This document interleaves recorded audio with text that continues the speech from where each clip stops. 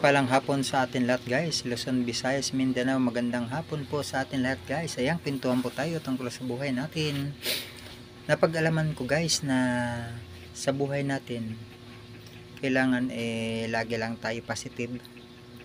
O guys, lagi lang tayo positive at una sa lahat, huwag kakalimutan yung ating poong may kapal. Siyempre, doon tayo kumukuha ng lakas ng loob, siya ang nagbibigay sa atin ng buhay.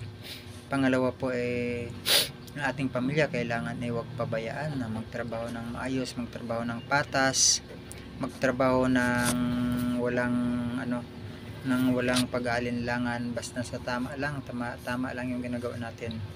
Wala tayong natatapakang kapwa-tao. At saka pangatlo po guys, iwasan natin yung inggitan sa kapwa. Iwasan natin yung inggitan sa kapwa kasi huwag tayo mainggit sa kapwa natin, bagkos kailangan magsipag po tayo alang-alang po sa ating pamilya, kasi tayo po yung inaasahan nila sa pang araw-araw.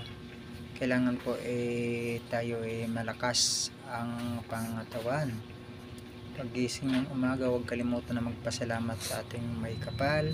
Pagtulog, huwag po kakalimutan na magpasalamat sa atin poong may kapal. At pagdating ng kung anumang narating natin sa buhay, magpapasalamat tayo. Magpasalamat lagi tayo sa kanya. At binigyan tayo ng magandang naabot natin. Kung ano man naabot nyo, ano mo yan, sa'yo yan. Kailangan, wala naman sa atin ibang magsisikap sa buhay kundi tayo rin sa atin sarili. Tayo magsikap, huwag maiinggit, kasi pag naiinggit sa kapwa, doon nagkakaroon ng girian, tipo ba? Trabaho lang. Kung tayo man nasa company, magtrabaho tayo, mag-focus tayo sa ating trabaho. Huwag tayo maninira sa kapwa trabador natin. Gumawa lang tayo ng tama, gumawa lang tayo ng pihas. Masarap maglakad ng nakataas noo. Masarap maglakad na nakataas noo ka, wala kang inaalala na mga naapi, ganun tayo. Sana guys, lahat po tayo ganun. Yung problema naman hindi naman na binibigyan tayo ng Panginoon natin na problema kung hindi natin kaya lutasan. O team positive lang po, walang aayaw sa hamon ng buhay. Mahirap man tayo, magsikap lang, marating din natin yung narating nila, dahil tao lang din sila. Bye bye.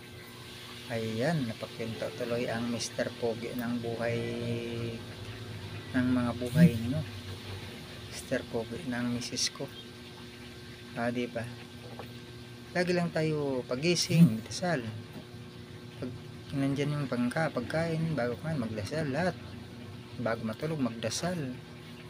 Ganun lang. Kasi walang imposible sa kanya, sa kay Lord. Bye bye mga guys, mga followers ko dyan. Maraming salamat po na sinamahan nyo ako hanggang simula, hanggang katapusan, hanggang ngayon sa hamon ng buhay. Yan. Maraming salamat po guys. Bye bye. Magandang hapon.